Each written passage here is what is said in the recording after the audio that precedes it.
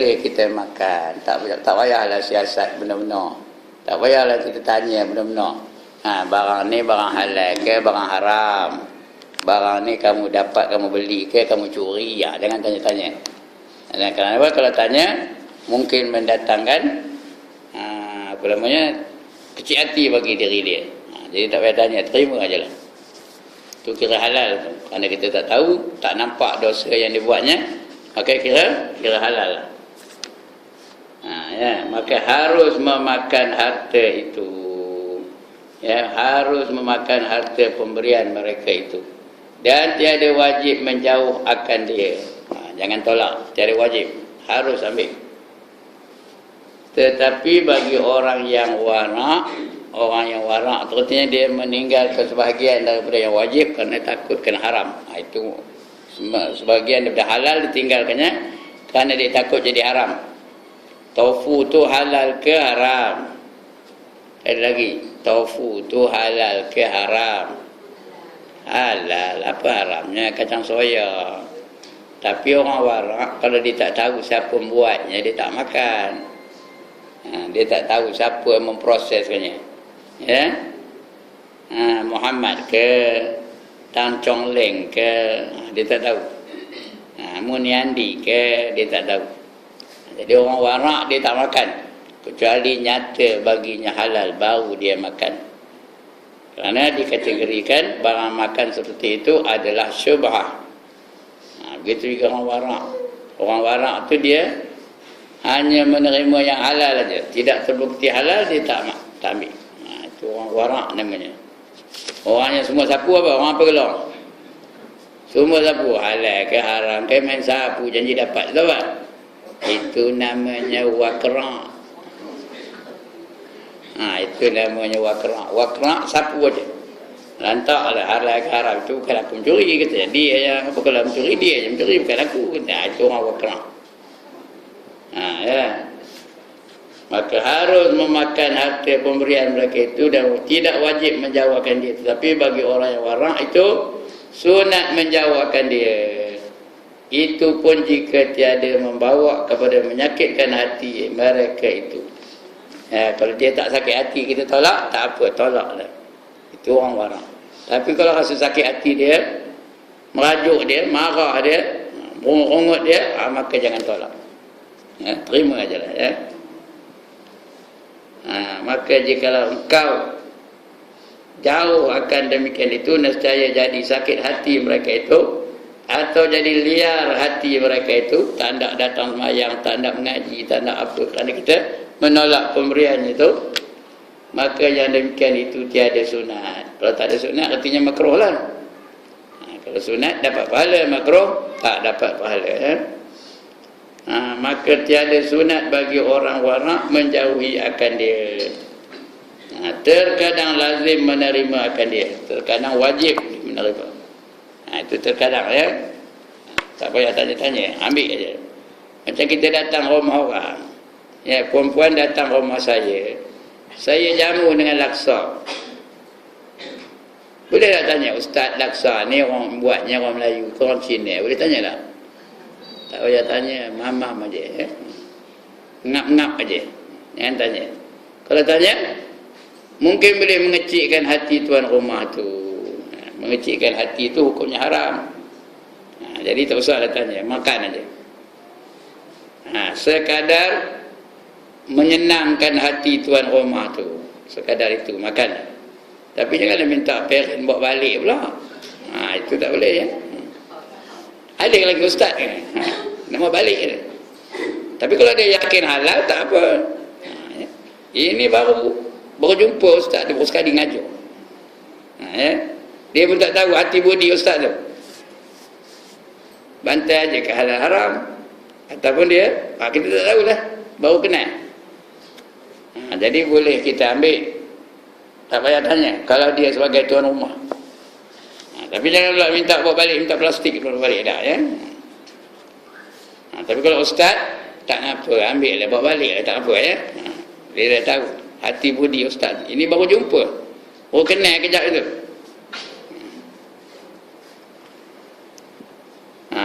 Mana ke dia? tiada sunat bagi orang menjauh akan dia, terkadang lazim menerima akan dia, kerana menyukakan hati manusia itu terlebih afdal bagi orang warak itu daripada menjauhkan akan yang demikian itu. Itu yang pertama. Kita jumpa orang yang kita tak tahu, tak kenal, jadi apa buat? Boleh terima pemberiannya. Kita tak tahu dia tu fasik ke, dia tu soleh ke, kita tak tahu. Hanya baru jumpa kejap tu baru kenalan. Nama mikir siapa? Nama teman timah. Duduk di mana? Teman duduk di kampung. Kata, tak pernah kenal pun. Dah nak pisah tu pun dia bagi sepinggan mi. Tak payah tanya mi ni mi halal ke mi haram. Yang punya tu kamu beli dengan siapa? Tak payah tanya, ambil aja lah ya. Hukumnya harus. Apa arti harus? Tidak berpahala dan tidak berdosa. Ambil makan semua itu tidak berpahala dan tidak berdosa. Ya, kalau kita tak ambil dia kecil hati, maka ketika itu wajib mengambilnya. Wajib mengambil ya. Kerana menyukakan hati manusia itu lebih afdal daripada menunjukkan kita punya prinsip. Bagi dia hati dia senang, seronok ya. Yang pertama, yang kedua, bahawa engkau ketahui akan orang itu soleh. Ya, kita tahu dia orang soleh, semayang tak tinggi, dia tu imam pula tu. Ya, dia ustaz pula tu. Tiap-tiap bulan datang ngajar perempuan. Orang soleh lah tu. Walaupun ustaz ni bukannya orang soleh, tapi anggapan orang yang ngaji tu ustaz tu soleh lah. Ya. Itu orang soleh. Maka iaitu halal memakan akan harta pemberian mereka itu. Dan tiada sunat menjauh akan dia. Maka orang yang menjauh akan yang demikian itu semata-mata was-was. Orang yang menjauhkan pemberian itu, orang tu orang yang was-was. Was-was ni datang dari siapa? Datang dari siapa? Dari setan. Jangan kita jadi was-was. Ya? Itu sebab nak semayang tu kita doa jauh daripada was-was syaitan yang mendatangkan was-was. Baca apa? Qul a'udzu birabbin nas, malikin nas, ilahin nas, min syarril waswasil khannas. Minta jauh daripada syaitan yang mewaswaskan manusia. Kerana manusia ni banyak dia was-was. Ketika ambil wuduk, ketika semayang, ketika mandi, banyak was-was. Jadi minta lindung dengan Allah daripada was-was syaitan. Ya, nombor satu was-was bila? Ketika takbiratul ihram. Ada tak pula tengok orang takbir Allahu Akbar tak jadi, Allahu Akbar tak jadi, Allahu Akbar tak jadi, ada? Kadang-kadang Allah tak jadi lagi. Ada ke tak ada? Ada. Itu was-was. Mandi pun habis tu. Kadang-kadang dah keluar tu balik masuk. Takut tak sampai air pada ketiak katanya. Masuk balik. Atau air tak kena tampusan katanya. Itu semua was-was belaka tu. Minta lindung daripada Allah daripada Allah dan daripada was-was syaitan. Ya, semata-mata was-was juga, bukan warak. Bukannya waraknya, was-was saja. Dan terkadang menjauhkan akan yang demikian itu maksiat. Kadang-kadang kita tahu dia itu soleh saja, kita nak bagi nyakit hati dia, tak nak kita terima pemberian, maka itu adalah haram hukumnya ya. Kerana kalau kita tak terima, seolah-olah kita was-was dengan dia, seolah-olah kita mengatakan dia ni mungkin orang fasik ke, mungkin orang jahat ke, mungkin orang tak betul ke ya. Jadi kecil hati dia, mengecilkan hati orang tu apa hukumnya? Haram ya. Jangan kecilkan hati orang. Ya.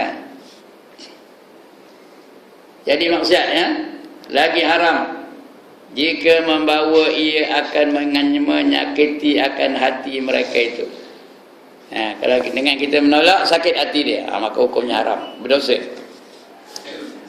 Atau membawa kepada jadi liar hati mereka itu. Lepas itu tak kesiok surau, nyampak aku tengok manusia itu. Aku bagi makan tandak dia ambil, aku bagi barang tandak dia nerimanya. Sakit hatinya, langsung tak nak datang ke surau, langsung tak nak datang ngaji, langsung tak nak datang sembahyang, langsung tak nak menutup aurat. Kerana dari perbuatan kita tu dia jadi liar, dia jadi tak taat kepada Allah Ta'ala. Jadi dapat tak kita saham dosanya? dapat, karena kita tak berhikmah melayani dia. Kita tak ada hikmah melayani dia, maka kita pun turut dapat saham di atas keliaran hatinya tu. Itu dia manusia ni. Kita kena jaga baik-baik perhubungan. Itu hubungan sesama manusia. Kita hubungan dua, satu hubungan dengan Allah, lagi satu hubungan sesama manusia. Dua-dua tu nak dijaga betul-betul. Jangan dengan Allah jaga, dengan manusia tak jaga. Dan jangan jaga manusia je, tak jaga dengan Allah. Dua-dua nak ada.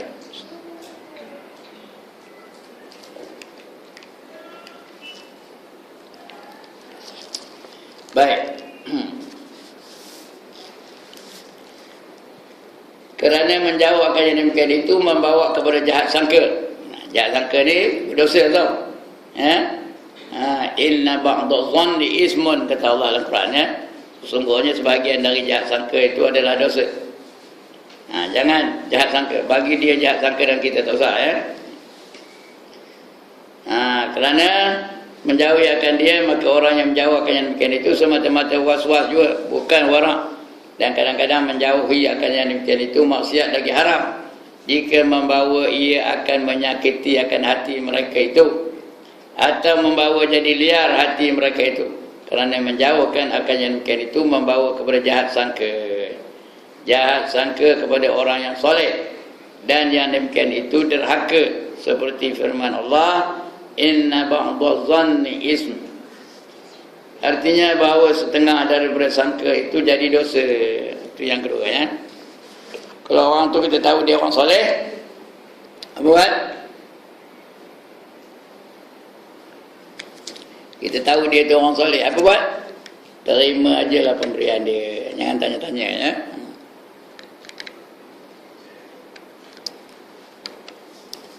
Yang tadi kita tak tahu soleh ke tak, dia fasik ke dia soleh, kita tak tahu. Yang itu kalau tak nampak fasiknya boleh terima, tak salah. Tapi kalau dia memang soleh, kena terima, jangan tolak. Jangan tolak, terimalah pemberiannya. Yang ketiga, bahawa engkau ketahui akan orang itu masyhur dengan zalim. Ini yang ketiga je. Kita kenal dia tu, dia pencuri umpamanya, dia perampok umpamanya, dia berniaga dadah umpamanya, kita kenal dia. Dia pelacur umpamanya, kita kenal dia ni. Kita tahu orang itu masyhur dengan zalim, dan masyhur dengan ia berjual beli dengan riba, dia tokek ekor umpamanya. Dia orang Islam tapi tokek ekor. Hingga engkau ketahui bahawa segala harta mereka itu haram. Kita tahu dia beli mentaka duit haram, dia beli rumah duit haram, dia makan, dia gajinya pun dari sumber yang haram. Atau kebanyakan harta mereka itu haram, seperti kebanyakan daripada orang yang zalim. Orang zalim itu kebanyakan yang haram betulnya. Orang yang rasuah umpamanya, kita tahu dia rasuah, jadi maknanya harta itu haram. Karena dia zalim, rasuah itu zalim betul. Maka haram memakan harta pemberian mereka itu. Tak boleh makan hartanya, walaupun dia tak kabur. Lebih-lebih lagi dia kabur. Dia bagi kita 100, nah kata, ini aku baru kena nombor ekor tadi, nah kamu 100. Boleh ambil tak? Boleh ambil ke tak boleh? Tak boleh, dah tahu harta itu haram. Aku baru aja tadi pergi mencuri wayar lateri, aku jual, dapat duit dah, anak ambil kamu separuh daripadanya. Boleh ambil tak? Tak boleh, kerana kita tahu benda itu haram. Haram kita ambil. Lantak kecil hati, pasal kita tahu dia ngabur ke benda itu haram. Dia kabur kita, ini aku baru lepas nombor ekor, aku menang main judi tadi lah, ini duit kamu ambil 100 ni. Boleh ambil tak? Tak boleh, jangan, aku tak mau sebahat dengan duit haram kita, walaupun dia suami kita, jangan dia ambil. Kalau kita tahu benda itu haram, kalau tak tahu lain. Ini tahu.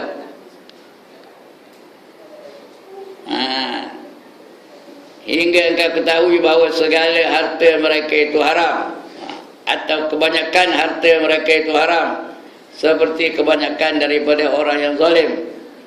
Orang-orang yang zalim, raja-raja yang zalim dulu-dulu, mengenakan cukai kepada rakyat dia, haram lah kata itu ya. Maka haram memakan harta pemberian mereka itu. Itu orang yang nampak terang dia punya kezaliman, terang dia punya kefasikan, terang dia punya kejahatan. Itu yang ketiga. Yang keempat, engkau ketahui akan kebanyakan harta mereka itu halal. Kita tahu dia ni orang menjaga, banyak hartanya itu halal. Tetapi kita tahu juga dia ada juga buat harta haram. Ada juga dia menjaga benda-benda haram. Tapi kebanyakannya halal. Macam dia berkedai umpamanya. Kedai tu jual beras, jual tepung, jual minyak masak, jual gula. Itu halal bakal tu. Tapi di samping itu ada juga jual arak. Dalam kedai dia tu. Dulu ada tak? Kedai mamak ya. Dia kota canai ada. Lagi tosai ada, mi goreng ada, mi rebus ada. Tapi tengok dalam bar itu ada pula Anchor beer, ada pula Guinness Stout, ada benda-benda haram situ. Tapi banyaknya halal. Jadi macam mana? Boleh makan ke tak? Boleh makan tak? Tetapi tiada sunyi daripada harta yang haram, seperti adanya mereka itu dapat daripada pusaka, itu halal tu. Atau dapat daripada berniaga, halal tu. Dan serta yang demikian itu. Lepas itu dia ada berkhidmat kepada raja-raja yang zalim. Dia berkhidmat kepada raja-raja yang zalim. Ada sikit harta itu yang haram kerana dia berkhidmat kepada raja-raja yang zalim. Hukumnya haram ya. Raja adil tak apa, ini raja zalim. Terkenal dengan kezalimannya. Maka pada ghalib harta mereka itu halal. Kerana kebanyakan yang halal, pada biasanya harta itu halal lah.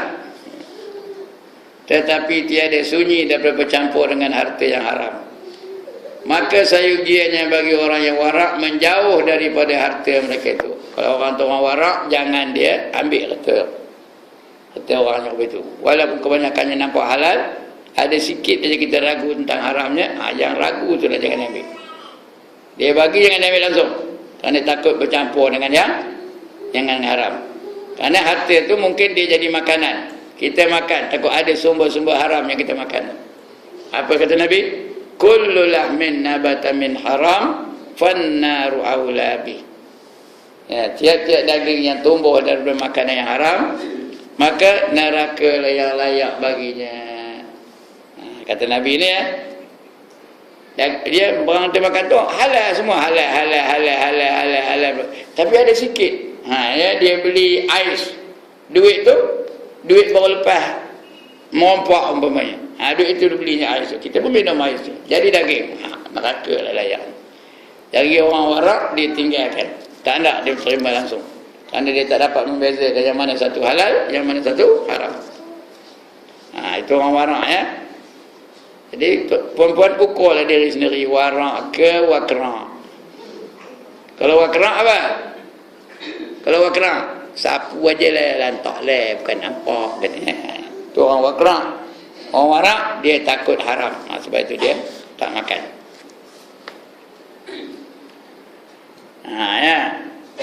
Maka sayugianya orang yang warak menjauh daripada harta mereka itu. Tetapi pada syarak tiada haram. Syarak membenarkannya. Tiada haram memakan harta mereka itu. Itu yang keempat. Yang kelima, bahawa orang itu tiada diketahui akan halnya. Tetapi ada engkau lihat atas mereka itu alamat orang zalim. Seperti ia memakai pakaian askar. Ini askar dulu ni zaman raja-raja zalim tu ya. Dulu rajanya zalim, askar pun zalim lah. Atau pakaian hamba raja yang zalim. Dia pakaian hamba raja. Raja tu terkenal dengan kezalimannya. Dia pakai pakaian hamba tu. Alamat dia orang jahat tu ada. Ataupun dia rambutnya rambut apa? Rambut eliket rupanya. Tahu? Ada pernah tengok rambut eliket? Memang aja rupanya. itu orang soleh, itu orang fasik tu. Orang taat ke orang derhaka tu? Orang derhaka tu, ya. Orang rambut sikat elok duk ni meremah gitu, itu nampak. Kerana Nabi sahabat cakap betul, man tashabbaha biqaumin fa huwa minhum. Siapa menyerupai satu kaum maka jadilah dia kaum itu. Jadi yang ini nampak fasiknya. Terang-terang fasiknya. Ataupun dia jalan ke sana kemari pakai seluar pendek saja. Ke mana pergi pun seluar pendek, asal keluar seluar pendek, asal keluar seluar pendek. Bukan misalkan pun pergi ke kedai seluar pendek, di rumah seluar pendek, di luar seluar pendek, nyangkui seluar pendek. Jadi orang fasik ke orang warak tu? Tak ketahui jawabnya. Orang fasik ke orang warak tu? Orang fasik lah, nampak fasiknya.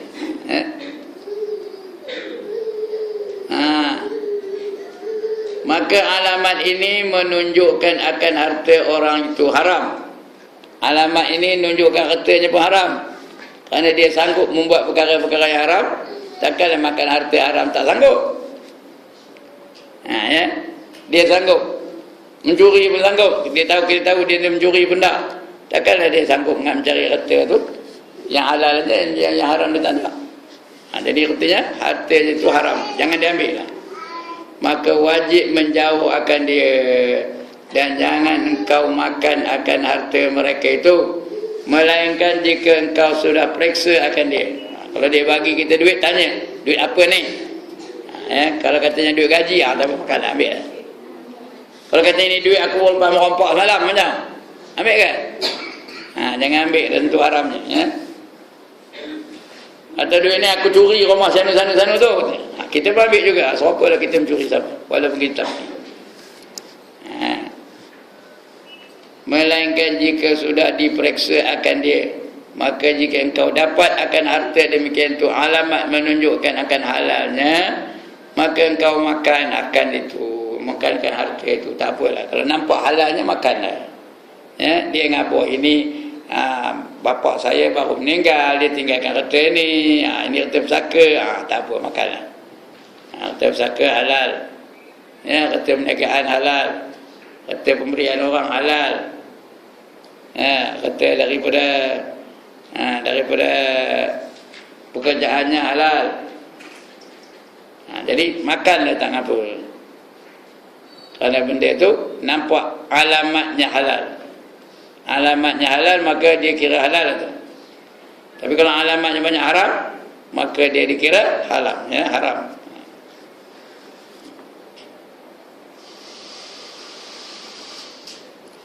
Baik.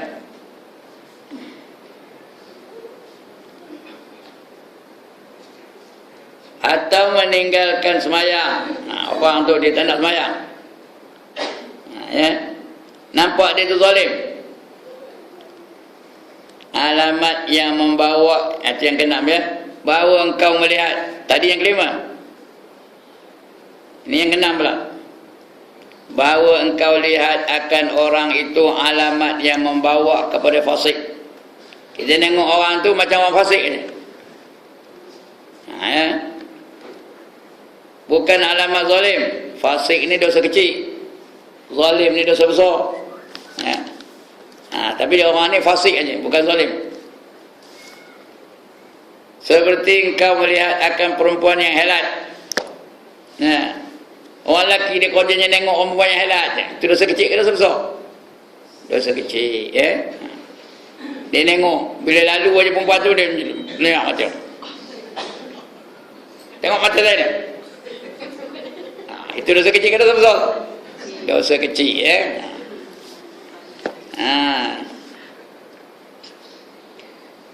Bukannya zalim tu, itu fasik, Fasik itu dosa kecil, zalim itu dosa besar. Seperti ia melihat perempuan yang helat. Helat tu artinya perempuan ajnabi, perempuan yang boleh kahwin dengan dia, itu semua helat namanya, perempuan yang helat atau perempuan yang ajnabi. Perempuan ni dengan saya semua ajnabi belakang ni,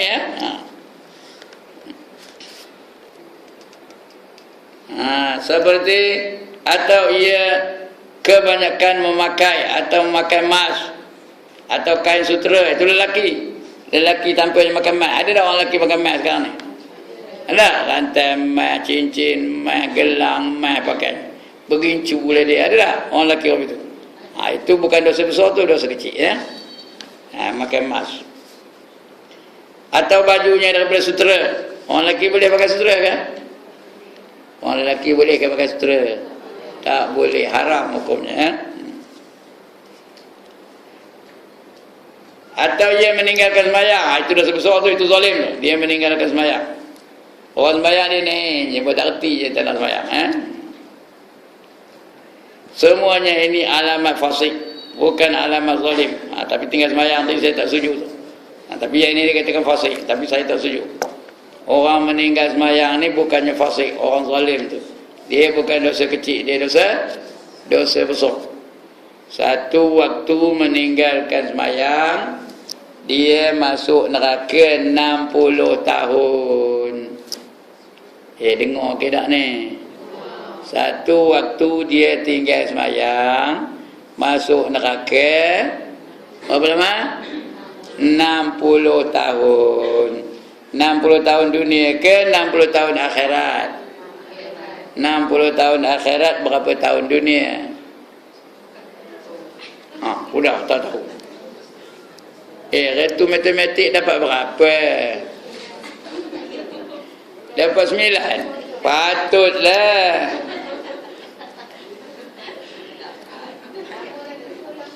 Ha? 60 kali 1000, 60,000 tahun. 60,000 tahun kali 365 tahun. Berapa? 60,000 kali 360. Berapa? 65. Berapa? 60,000 kali 365. Berapa? Tak tahu jawab, biar saya kabur jawabnya. 21.900.000 tahun. 21 juta lagi 900,000 tahun. Tahu kan nulisnya?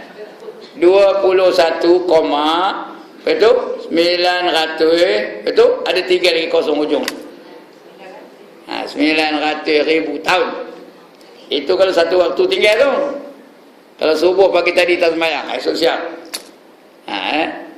Berapa tahun? 21.900.000 tahun. Itu kalau satu waktu. Kalau sehari suntuk tak sembahyang. Kalau anaknya kahwin, asyik nyambut tetamu aja. Nyambut orang datang, salam, apa itu? Ambil envelope masuk poket, salam, ambil envelope masuk poket, langsung tak sembahyang zuhur. Macam? Tunggu esok. Berapa tahun? 21.900.000 tahun. Yang banyak sekali meninggalkan sembahyang ni orang lelaki ke orang perempuan? Udah nyolak mati tengok saya. Orang lelaki ke orang perempuan? Bukan, tak ada dua-dua, orang perempuan. Pasal apa? Kadang-kadang dia beranak. Ya? Dia beranak. Patutnya bila dia dah kering daripada nifas, tambah kalau perempuan Melayu, bila dia kering daripada nifas, maknanya apa? Wajib dia sembahyang tu, kering aja wajib lah. Tapi ada tak orang Melayu dia nak nunggu lepas pantang juga? Dia mesti pantangnya 44 hari juga. Selagi tak 44 hari dia tak sembahyang. Apa hukum meninggalkan sembahyang? Apa hukumnya? Berdosa tahu. Kadang-kadang dia beranak 20 hari dah kering. Maknanya dia dah cukup 20 hari wajib sembahyang tu. Tapi tak, dia nak nunggu juga. Nak nunggu 44 hari juga. Kata opahnya ngabur pantangnya 44 hari.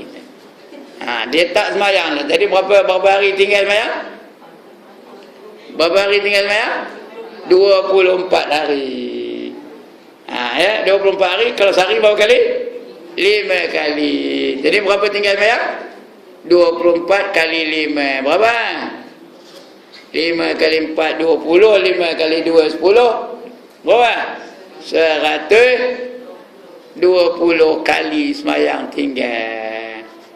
Ya. 120 kalilah dengan 21.900.000 tahun. Ya. Jenuh lah kena masuk neraka. Ya. Ini dah. Itu sebab dalam neraka tu ramai orang perempuan ke ramai orang lelaki. Ramai orang perempuan, pasal itulah di antaranya. Pasal dia banyak meninggalkan sembahyang. Ada nak buat apa itu? Jadi kalau ada, tengok anak ada berapa. Berapa hari tinggal sembahyang. Anak yang pertama berapa hari tinggal sembahyang. Anak yang kedua berapa hari tinggal sembahyang. Kalau ada 16 anaknya, macam kira dah berapa hari tinggal sembahyang. Apa nak buat? Qada balik. Cari kalkulator, kira. Sebelum apa? Sebelum padam. Qada sebelum padam tu. Kalau ada lah. Tapi depan saya ni tak ada. Ada buat begitu tak? Tak ada. Ada buat begitu tak? Tak ada. Alhamdulillah. Ini dia perempuan ya. Sebab itu sembahyang ni bukannya benda kecil. Bukan benda main-main. Dia ibadah yang pertama yang akan diperiksa oleh Allah di akhirat nanti. Sebab itu orang tak sembahyang, ibadah lain tak terima Tuhan. Dia puasa tapi tak sembahyang. Terima tak puasanya? Tak terima. Dia bersedekah tapi tak sembahyang. Terima tak sedekahnya? Tak terima. Dia wirid zikir, baca Quran, dapat tak pahala? Tak dapat kalau dia tak sembahyang. Itu dia. Sebab itu sembahyang ni sangat penting. Kembali kepada ini kepada yang ke-6 tadi. Engkau lihat akan orang itu alamat yang membawa kepada fasik, bukan alamat zalim. Seperti ia melihat akan perempuan yang helat, itu okey tu. Atau ia kebanyakan memakai pakaian orang lelaki, atau memakai emas. Orang lelaki itu dia pakai emas, atau kain sutera, atau ia meninggalkan sembahyang. Ini tak betul. Ia meninggalkan sembahyang. Semuanya ini alamat fasik, bukan alamat zalim. Kata di pengarang ni, tapi saya tak setuju ni. Semuanya kalau tak sembahyang dia zalim, bukannya fasik. Dan alamat zalim itu seperti mencuri. Mana besar dosanya? Sembahyang ke mencuri? Tinggal sembahyang ke dosa mencuri? Tinggal sembahyang lagi besar dosanya. Mencuri, potong tangan. Tinggal sembahyang, apa hukumnya? Apa hukum orang tinggal sembahyang? Ditangkap. Lepas tu ditanya dia, pasal apa kamu tak sembahyang? Suruh dia qada. Kalau dia tanda, kenapa dia mengatakan sembahyang tak wajib? Kalau dia tanda qada, dia kata sembahyang tu bukan wajib, buat penat aja katanya. Maka dipenggal kepalanya. Tahu penggal? Apa tu penggal?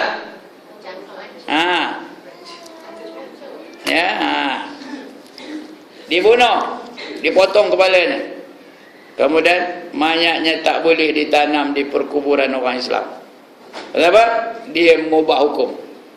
Dia mengatakan sembahyang tak wajib. Dia jadi kafir ketika itu.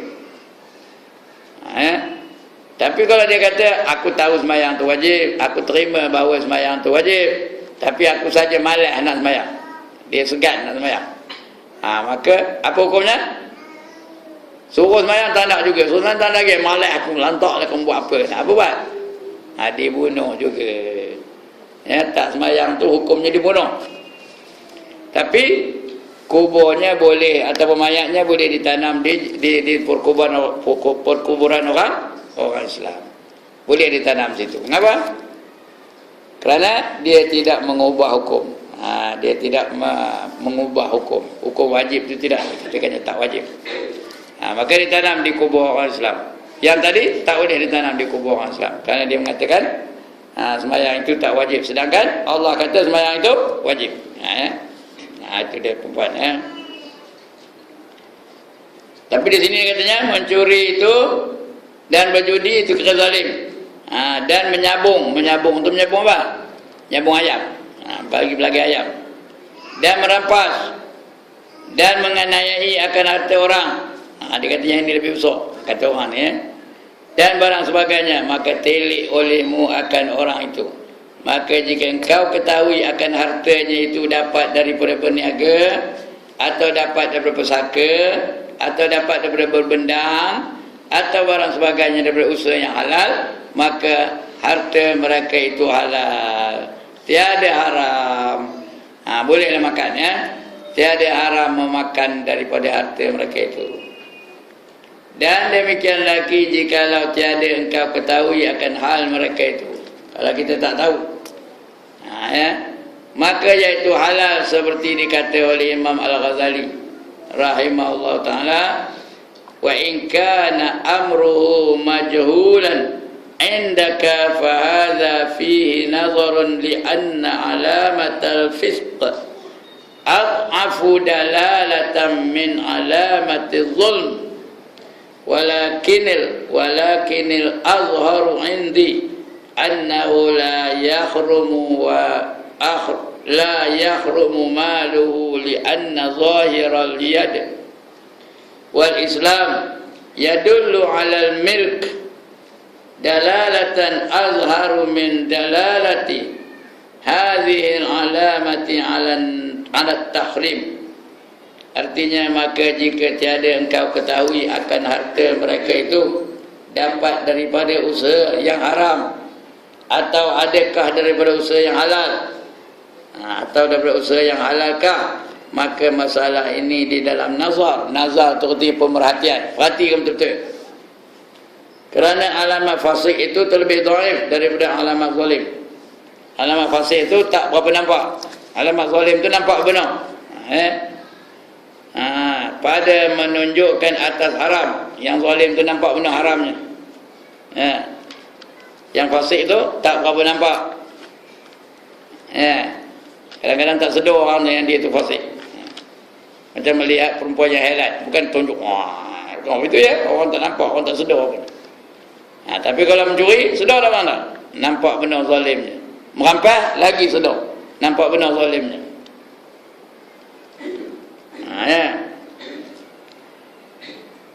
Daripada alamat zalim, pada menunjukkan atas haram harta mereka itu. Tetapi yang zahir pada aku bahawasanya harta mereka itu tiada haram. Kerana zahir tangan orang Islam itu menunjukkan atas milik yang halal. Kalau dia orang Islam, kita tak tahu hartanya halal ke haram ke, dia orang Islam. Kita pergi ke Pakistan, 100% orang Islam, tapi kita tak tahu hartanya halal ke haram, halal ke haram, halal ke haram. Kira halal itu, ya. Kalau tak tahu. Tapi kalau tahu, tak boleh. Kalau dia nampak dia merompak umpamanya, itu tak boleh. Kalau tak tahu, kira halal. Tiada haram kerana zahir tangan orang Islam itu menunjukkan atas milik yang halal, iaitu terlebih zahir daripada alamat pada menunjukkan atas haramnya. Itu yang apa perkara? 6 jenis tadi. 6 jenis manusia. Tahu ke? Faham, ingat ke? Yang pertama, orang tu kita tak tahu dia apa? Dia soleh ke dia fasik? Tak tahu. Baru kenal. Tak kenal dengan dia. Kita tak tahu dia soleh ke dia fasik. Itu baru jumpa sekali. Ada 6 perkara tadi. Jadi orang apa itu apa? Boleh makan tak? Boleh makan hartanya tak? Boleh, ya. Kita tak tahu. Yang kedua, orang tu orang soleh. Orang soleh nampak kesolehannya. Kemana kemari pakai jubah, hijau aja jubahnya. Tak kenal? Tak kenal ke? Udah pakai jubah ke sorban pula. Udah pakai sorban janggut pula. Itu tanda kesolehan ke tanda kefasikan? Tanda soleh lah tu. Kalau dia bagi, alhamdulillah. Terima aja, jangan tolak, ya.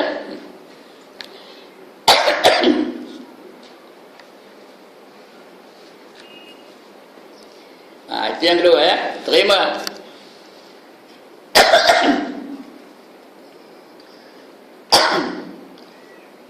Engkau ketahui akan orang itu soleh, maka terima aja lah, ya. Yang ketiga,